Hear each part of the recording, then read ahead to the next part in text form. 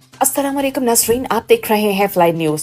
Israel ने Iran पर बड़ा हवाई हमला कर दिया है। हमले में इसराइल की जोहरी तंजीमात, फौजी अड्डे और मिसाइल प्रोग्राम को निशाना बनाया गया है। इसराइली फौज ने दावा किया है कि इसने ईरान में दर्जनों फौजी अहदाफ पर हमले किए, जिनमें जोहरी प्रोग्राम, एटमी बिजली घर, AES, फ़िज़ाई दिफाई निज़ाम, PVO और पासदाराने इनकलाब की क़यादत शामिल हैं।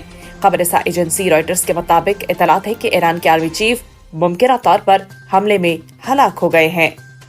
इसराइली वज़ीर-ए-आज़म नेतन्याहू ने दावा किया है कि इनके मुल्क ने ईरान के जोहरी प्रोग्राम के मरकज पर कारी ज़रब लगाई है और साथ ही ईरानी मिसाइल प्रोग्राम के अहम तंजीमात को भी निशाना बनाया गया है।